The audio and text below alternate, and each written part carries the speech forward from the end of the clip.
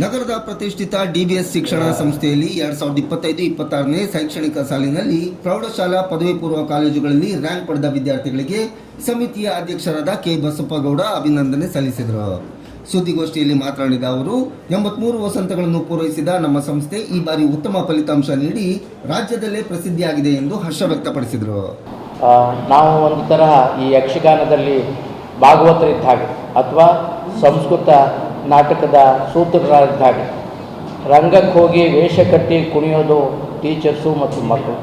ಆದ್ದರಿಂದ ಇವತ್ತು ನಿಮ್ಮ ಬಹುಮಾನಗಳು ಏನಾದರೂ ಇದ್ದರೆ ಅದು ಟೀಚರ್ಸಿಗೆ ಸಲ್ಲಬೇಕು ಮತ್ತು ಮಕ್ಕಳಿಗೆ ಸಲ್ಲಬೇಕು, ನಮಗಲ್ಲ.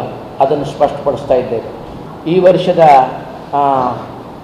ಫಲಿತಾಂಶವನ್ನು ತಮ್ಮ ಗಮನಕ್ಕೆ ಮತ್ತು ಸಾರ್ವಜನಿಕರ ಗಮನಕ್ಕೆ ಮತ್ತು ಪೋಷಕರ ಗಮನಕ್ಕೆ ತರುವ ಉದ್ದೇಶದಿಂದ ಈ ಒಂದು ಸಭೆಯನ್ನು ನಾವು ಕರೆದಿದ್ದೇವೆ.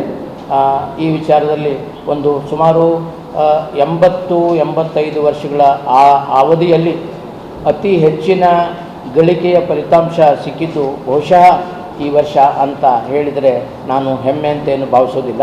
ಸಂಯುಕ್ತ ಪದವಿ ಪೂರ್ವ ಕಾಲೇಜು ಪ್ರೌಢಶಾಲಾ ವಿಭಾಗ, ಇದರಲ್ಲಿ ಒಬ್ಬ ವಿದ್ಯಾರ್ಥಿನಿ 625ಕ್ಕೆ 621 ಅಂಕಗಳನ್ನು ಪಡೆದು ರಾಜ್ಯದಲ್ಲಿ 5ನೇ ರ್ಯಾಂಕನ್ನು ಪಡೆದುಕೊಂಡಿದ್ದಾಳೆ. ಡಿಬಿಎಸ್ ಪ್ರೌಢಶಾಲೆ ವಿನೋಬನಗರ 40 ವರ್ಷ ಆಯಿತು ಆ ಶಾಲೆ ಪ್ರಾರಂಭವಾಗಿ. ಈ ಸಮಯದಲ್ಲಿ ಈ ಮೊಟ್ಟ ಮೊದಲ ಬಾರಿಗೆ 100ಕ್ಕೆ 100ರಷ್ಟು ಫಲಿತಾಂಶವನ್ನು ಆ ವಿನೋಬನಗರದ ಪ್ರೌಢಶಾಲೆ ಪಡೆದಿದೆ. ನಂತರ ಮಾತನಾಡಿದ ಸಮಿತಿಯ ಕಾರ್ಯದರ್ಶಿ SP ದಿನೇಶ್, ನೀಟ್ ಹಾಗೂ CET ಅಂತಹ ಕೋಚಿಂಗ್ ಕ್ಲಾಸ್ ಕೂಡ ಸಂಸ್ಥೆಯಲ್ಲಿ ಆರಂಭಗೊಂಡಿದ್ದು, ಈ ಹಿಂದೆ ಟೆಂಟ್ನಲ್ಲಿ ವಾಸ ಮಾಡುತ್ತಿದ್ದ ಬಡ ವಿದ್ಯಾರ್ಥಿಗಳಿಗೆ 2 ವರ್ಷ ಉಚಿತ ವಿದ್ಯಾಭ್ಯಾಸ ನೀಡುವಂತಹ ಪುಣ್ಯದ ಕಾರ್ಯ ಈ ಸಂಸ್ಥೆ ಮಾಡಿದೆ ಎಂದು. ಸರ್ಕಾರ ಅನೌನ್ಸ್ ಮಾಡೋದು ಕೇವಲ 10 ರ್ಯಾಂಕ್ಗಳು ಮಾತ್ರ, 8 ರ್ಯಾಂಕ್ಗಳು. ಅದರಲ್ಲಿ 5 ರ್ಯಾಂಕ್ಗಳನ್ನು ನಮ್ಮ ಕಾಮರ್ಸ್ ವಿಭಾಗದಲ್ಲಿ, 2 ರ್ಯಾಂಕ್ಗಳು ಆರ್ಟ್ಸ್ ವಿಭಾಗದಲ್ಲಿ ಮತ್ತು ಸೈನ್ಸ್ ವಿಭಾಗದಲ್ಲಿ ಒಟ್ಟು 8 ರ್ಯಾಂಕ್ಗಳು.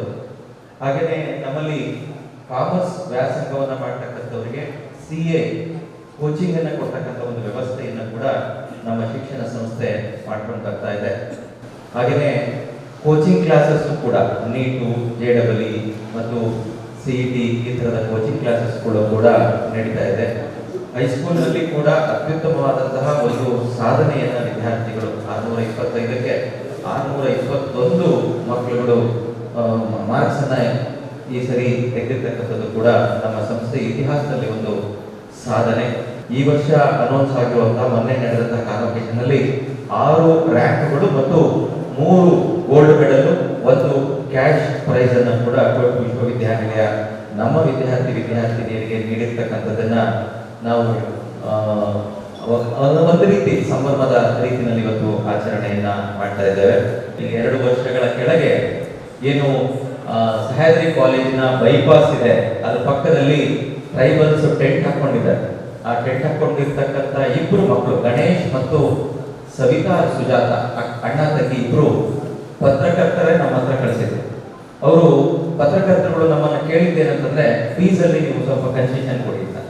ಆದರೆ ಹಿಂದೆ ನಮ್ಮ ಆಡಳಿತ ಮಂಡಳಿ ನಾವು ಯೋಚನೆ ಮಾಡಿದ್ವಿ, ಅಂತಹ ಒಂದು ಟೆಂಟ್ ಅಲ್ಲಿ ವಿದ್ಯಾಭ್ಯಾಸ ಮಾಡಿ 548 ಮತ್ತು 565 ಅಂಕಗಳನ್ನು ಅವರು ಪಡೆದಿದ್ರು. ಅಂತ ವಿದ್ಯಾರ್ಥಿಗಳಿಗೆ ಫೀಸಲ್ಲಿ ಕನ್ಸೆಷನ್ ಕೊಡಬಾರ್ದು, ನಮ್ಮ ಸಂಸ್ಥೆನೇ ಅವರನ್ನ ಅಡಾಪ್ಟ್ ಮಾಡ್ಕೋಬೇಕು ಅಂತೇಳಿ ₹1 ಫೀಸನ್ನು ತೆಗೆದುಕೊಳ್ದೆ. ಈವನ್ ಸರ್ಕಾರದ ಫೀಸನ್ನು ಕೂಡ ಸಂಸ್ಥೆ ವತಿಯಿಂದಲೇ ನಾವು ಭರಿಸಿ 2 ವರ್ಷಗಳ ಶಿಕ್ಷಣವನ್ನ ಉಚಿತವಾಗಿ ನಮ್ಮ ಆಡಳಿತ ಮಂಡಳಿ ಅವರಿಗೆ ನೀಡಿದ್ದನ್ನ ಈ ಸಂದರ್ಭದಲ್ಲಿ ನಾನು ಸ್ಮರಿಸ್ತೇನೆ.